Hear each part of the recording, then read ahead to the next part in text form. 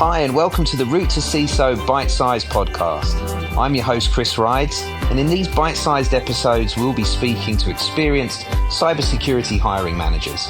We'll be asking their advice on how you can stand out from the crowd to make the career moves you desire. You've had such a well-rounded career, and sounds like there's a couple of times when maybe you've made steps that from the outside could seem like you even mentioned it yourself, like a backwards or a sideways step that moves you forward.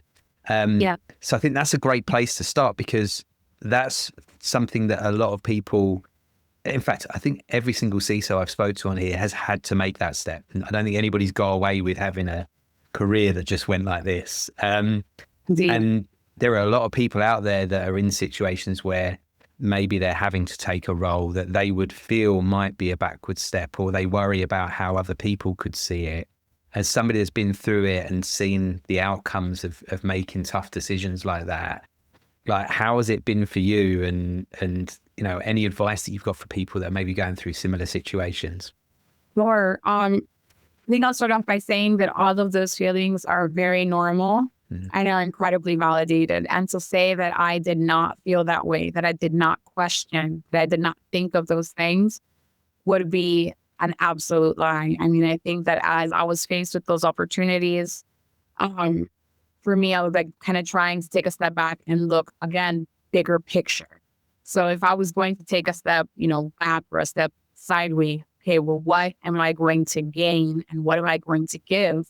Because I kind of see it, both ways. I want to be in an organization that I can give from everything that I've learned and help make the organization better, but that I can also gain experience, learn more, and really plant myself. So a couple things. And it wasn't easy. I had really great folks in my life that I could pick up the phone and say, in all honesty, I'm considering this and that, and I feel bad. When I left Cortera, I had 2 job offers. One was, as a CISO, and the other was with Lowe's.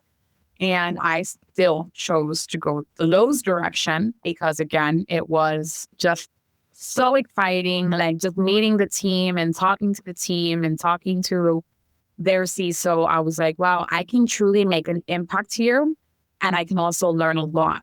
Whereas in the other opportunity, sure, I would have the title and I could come in and make a lot of change, but I wasn't necessarily going to add anything to me as, a professional and as a practitioner. But I'll be honest, the salary was more, the title was better, the prestige was there. But inside, in my gut, I knew that that was not the right choice for me, because it wasn't just that, and it's never really been about the optics of, I don't want to be a celebrity CISO, Chris. You're on here now. Too late. That's it. This podcast makes celebrities out of CISO. That's what we do. No, it's not. There are some celebrity CISOs out there, and I love them. Or I heard things and they're writing incredible books. That's just not where I am. Maybe in another 10, 20 years. Right now, I want to be somewhere where I can make a difference and where I can learn something new and contribute to something greater. And that for me was more important. That attracted me more. And it was not easy. I literally, spent time writing pros and cons, talking to my mentors and think this is what I think. And, ultimately they're like, Margarita, I think you know what it is that you want to do.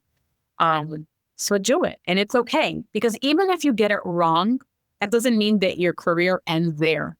So I made a wrong step. That's okay. There's always something to be gained. There's always something to learn.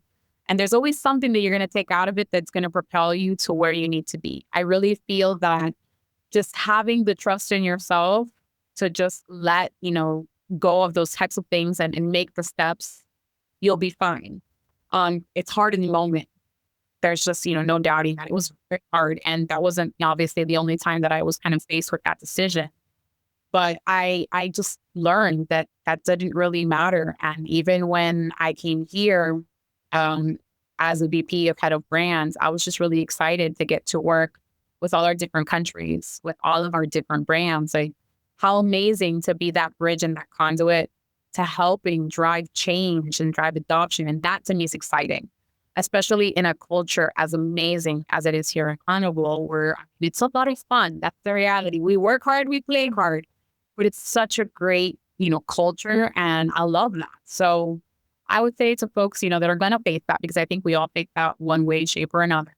Like, just trust your gut and don't be afraid, because it really doesn't matter what others think. Like, if anybody thought of anything when I went to those and, thought, oh my God, it took a step back or whatever. Well, look at me now. Like, look at where I'm now. So it's like those steps, it will take you to where you need to be. Love. Yeah, there's a few things you said there that hit home, and it's stuff that I've seen that's almost comes with a level of wisdom or maturity, that looking at how things are further past, oh, it's the highest paying job or it's this title. And most of the people that we work with consistently, I hear, I want to work somewhere where I can make a difference. Yes. And where I can be heard, where the things, the mission, the actions resonate with me. And when I talk to somebody and give my thoughts on it, I know that they might not say, okay, we're going to do that, but they're at least listening and taking them on board. And I know that I can make that difference. And it's people like that that go into work every day and really enjoy it, not going into a job that I'm miserable in, but it pays plenty of money, right? Or it has the right title. So I think the stuff that you talked about there should really hit home with a lot of people. And for those that are earlier in careers, a great learning opportunity. Yours is a story that's interesting because it twists and turns kind of in the middle. Some people have had to take roles that they don't necessarily feel is the next step in their career. Maybe it's a side step or a backward step, or at least they feel it's there. I try and encourage them to realize that I can't really think of anybody I've met that's just had a perfectly straight ladder of a career. Obviously you had one that you chose to sort of change, but did you have anything else that sort of happened in your career where it was really maybe a backward step or a sideward step, but it's led to some really interesting stuff for you? I'm sure there are things like when I was much younger and I had an offer from PwC when it was the cybersecurity practice was 20 people. I decided not to take that because I didn't want to travel and I was just about to have my first child. Had I taken that, I would have had a very different and probably financially very, very successful career path. I don't regret it, but I think that was a legitimate path. And ultimately, I did go back to PwC after many, many years and saw people that I worked with and started that practice. When I started at that practice, who actually became partners, and they're doing really well. So I could have taken that path. I don't regret it because I think I've had a pretty interesting, very interesting career as well as life. On the other hand, I ended up doing really interesting things and have lived in many places around the world. And that's become invaluable, like being able to take a year off and move abroad or live in Germany or Japan or the Netherlands. So I can't say any step backwards for any of your members or step sideways would be bad. There's no point in saying, "Oh, I wish I had done X, Y," because you're only where you're at now, not where you could have been. Mm-hmm. But if somebody wants to keep moving forward, if they make a misstep and they want to correct course, they can correct course. They can go down a different path. I think you never really set yourself back as long as your mindset is to move forward in some direction. If you could go back and speak to early career Jonathan and give him a piece of advice, what would be the piece of advice that you would give? I think advice that I would give to people who are starting out in their career is stay really curious. The most important question you should have just throughout life is the question why. And if you're always asking yourself why, and you're trying to figure out the answer to that, you will just end up learning things. You'll end up understanding what an IP packet is. You ask yourself, how does the internet work? Well, eventually you're going to get down to the level of understanding what internet protocol is. Like you'll look it up, and knowing that allows you to do things like understand how firewalls work, or understand how an authentication protocol can be bypassed. So stay curious and ask yourself, why is this working? Why is it that when I use a pass key, it works? The information's available. you can read about it, you can understand it. And as you're reading, ask yourself, well, why does that work? What is asymmetric cryptography versus symmetric cryptography? Ask that question and try and find out the answer. So stay curious, and that will lead to you becoming an expert in an area, and that will lead to more job opportunity. It will lead to more career growth. And I think ultimately it will just lead to more interesting life because you will be intellectually engaged with things more. So, I was hired as a technician owning something. So I was on the security team because I owned the identity solution. So that's how I got into security. At a certain point, I got to a place where I was, helping with strategy and doing a little more than just hands on the keyboard. And an opportunity came up to be the acting. For a minute, I was the acting information security leader for a minute there because their information security leader left. I'd say that was probably 5, 6, 7 years into being there, somewhere around that time. So I did it because they needed someone to just be the acting person. And I didn't just fill the hole. I tried to be that acting person for them while I did it. And I realized the big thing, I'm not ready for this. We had a big outage happen from a virus, right? So I got baptism by fire.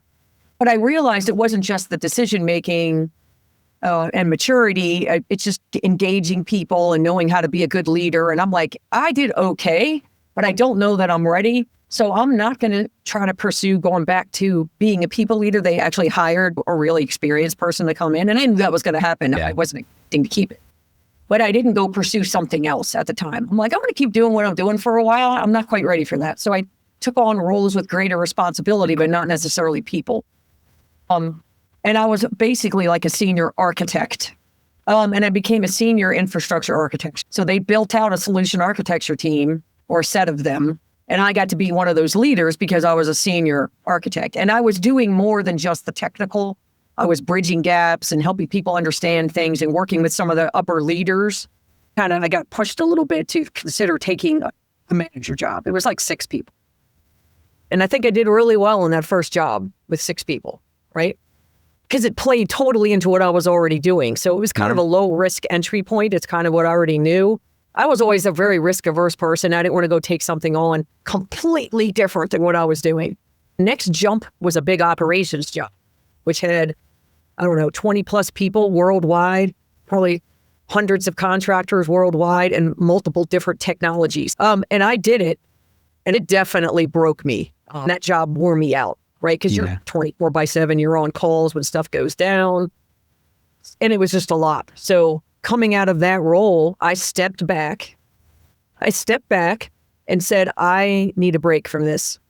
Not that I don't think I can't be a leader again, but I just need to rethink where I am and what I want to do. And a job opened up on the security team to do what we called an anti-APT solution. So it's like, how do we think about segregating our unstructured data in a way that would make it harder for a threat actor to get to that unstructured data? And this is the beginning of, most people were like, what the heck is APT, right? Advanced threats, right? I didn't even know what that meant then, right? Because I had been the identity person. I wasn't doing threat anything, right? Yeah. So I'm like, sounds cool. I don't know anything about that. And now I'm getting a little more confidence, right? And I knew I wouldn't have to manage people. They're like, you're going to be the project manager for this, and you're going to have great experts around you that you can tap into. So do you want to do it? Yes. And I just cherish the thought of not having to deal with people's evaluations and think about just indirect influence again. So I did that for almost 2 years. The project, I would say, was successful for a while. I did find out about 4 years later, it had outlived its life, and that's okay because you should change things if they don't work anymore. Yeah. But it was a great experience. I learned a ton about threat management, how threats work, what the APT is, how lateral movement works. I didn't know any of these things, right? Like I'd feed our lead, a security guy. I'm like, hey, if I take you out for lunch, will you explain to me how lateral movement works? If I said him, he would tell me anything.